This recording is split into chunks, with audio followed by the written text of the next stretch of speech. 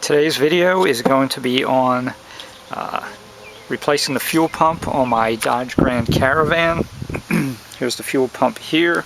There won't be any diagnosing or anything because the symptom is that I'm getting leaking up in this area here. There's a crack somewhere. So it's no codes or anything to check, no reason to check the fuel pressure.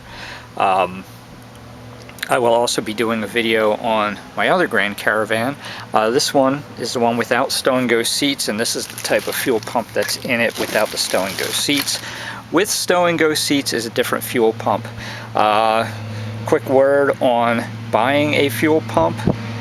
On this van, I'm on my third one in 6 months. Went to the local mass market parts store, $180 for a fuel pump, and that one lasted 6 months. Got another one, that one lasted 1 month, on and on. For this van, since it's not failed, I went on to Rock Auto, not to give them a plug, but I bought a Denso, which is a very high quality pump. Shouldn't give me any trouble.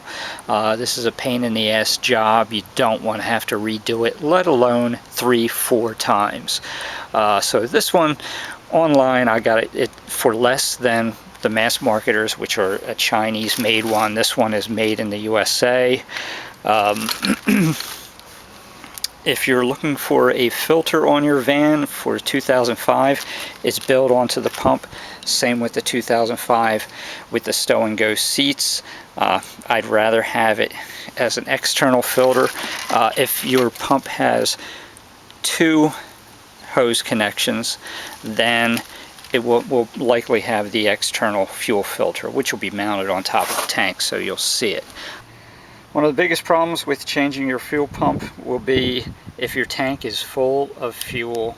If your pump is working even just a little bit, which mine is, use the pump to pump all the gas out of your tank. And first thing you're going to want to do is start by removing the whole air intake area here. So take that hose off. We're going to remove this. You're going to unplug the air temperature sensor that's tucked back there and remove this. And I'm going to remove this out of the way in order to access the fuel line that's back there. When unhooking your temperature sensor, this red clip, you got to move that back before you'll be able to push down the button and unplug that. Okay, this is where your fuel line is going up to the injector rail. This connector here, you'll pull back on the plastic clip that you'll see on the front, and then this plastic clip and hose all will come off the fuel rail right there. This is not the one we're going to disconnect. We're going to disconnect the one that's down on the other end of this flexible hose. That one should be, if it's like my other van, you squeeze the clip, pull the hose off, the clip will stay on the pipe below, and that's the pipe that we're going to hook the hose onto to drain the tank.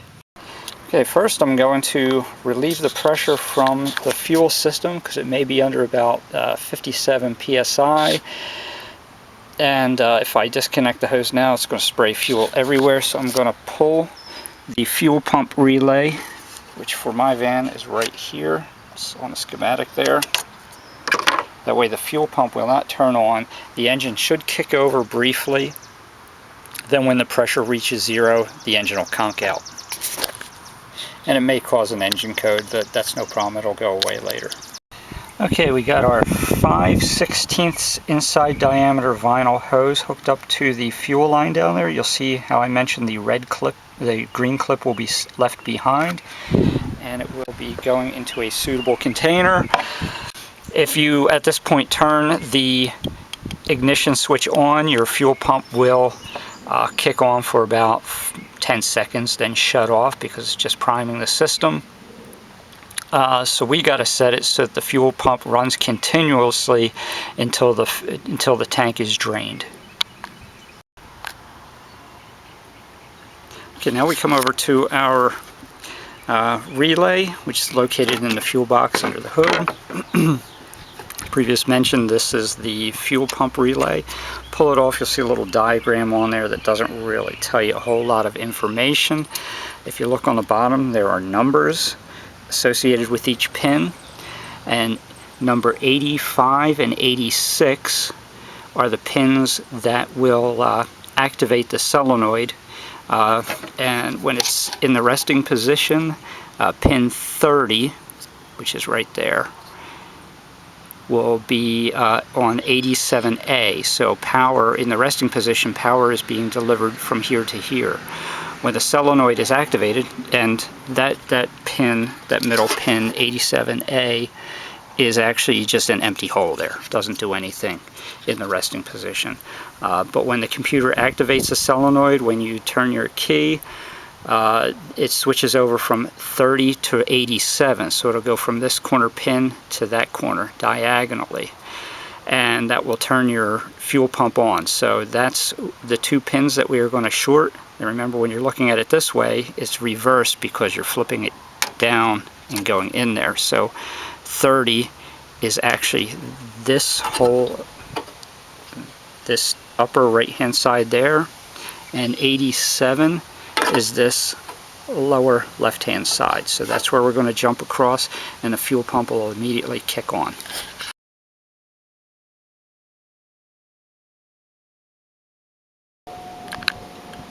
Okay, so now I'm jumping across there, and my fuel pump is pumping out the fuel. Those bubbles you see there actually may be air getting sucked in through the crack, because I know I have more than 10 gallons sitting in the tank. At least I think I do. But in any case, it's a good visual representation of that the pump is working and pumping the fuel out of the tank. If your fuel pump is dead, obviously the more gas you have in the tank, the more difficult time this job is going to be. It's going to be heavy, and unless you have it up on a lift and you have somebody there to help you, or a separate lift, it's going to be a bear. You're going to use a jack, which I'll be using anyway. So, okay, you'll chock both front wheels, get the rear of the car jacked up. What I do is I jack it up by the rear axle, and then I put the get some heavy-duty jack stands and put them underneath the axle itself. I leave the wheels on, so if anything should happen, at least I have that clearance. Other place that you can jack it up would be put the jack stands under here. Problem with the Grand Caravan is the frame is so far up that there's really not a whole lot of places that regular jack stands will reach. But if you put them here, it will be dead in your way of working under the vehicle, because you will be under here. Okay, on the passenger side, you're going to disconnect the wiring harness from the fuel pump, and there's a little red clip down here that you have to flip to my left, and at that point you'll be able to squeeze the connector there and remove the connector from the pump. There's a fuel line here that you have to disconnect. This one should be that you squeeze the tabs on the outside, pull the hose off, and the tabs will stay on that hose there. And there is another one right here, which has a locking clip on it. You remove that one there, and then there's one over here with the green clips that you'll also remove. On the driver's side, just a little bit above to the right of your shock absorber, there's one of the green clip hose mounts there. That will have to come off, and that hose passes through the frame there.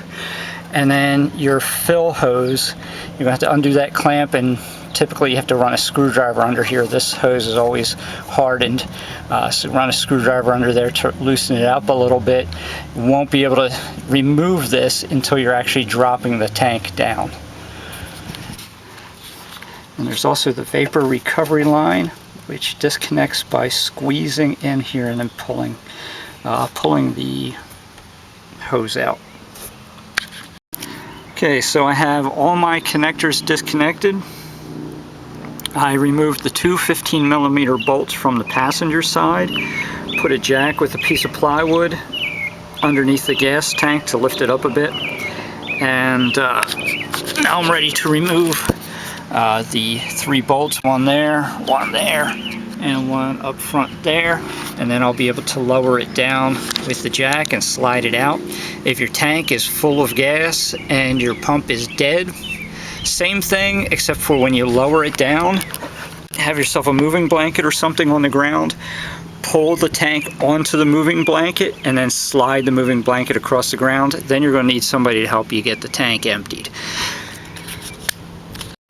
Now before we go any further, I'm going to want to clean the whole top of this tank off with cleaner, scrubbing, whatever, until it's all clean. And I can already see there's a crack right along there in the pump. Now I'm going to take my hammer and chisel and hit right in these notches here around, keep tapping it until this locking ring comes loose, and then the fuel pump will lift right out. I also put Gorilla Tape on the end of my thing there to prevent sparks. They tell you to use a brass punch. Also, I'm going to wet this down with water as an added precaution.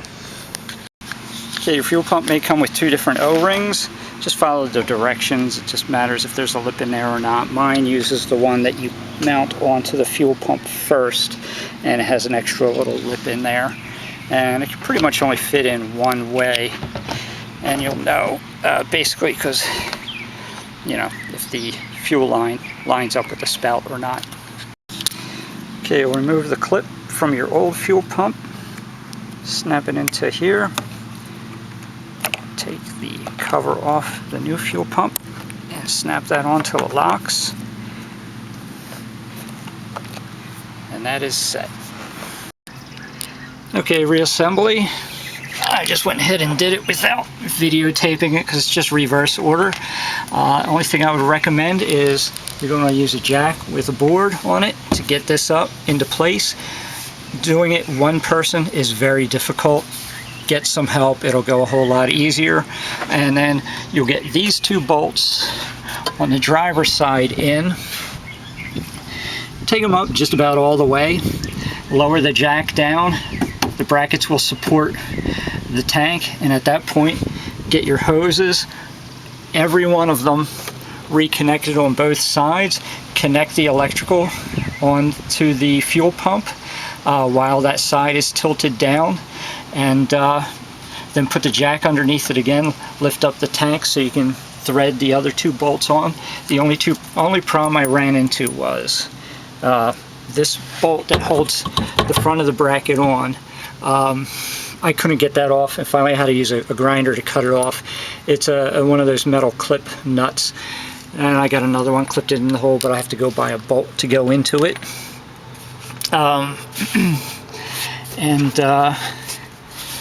Don't test it out until you have gas in there.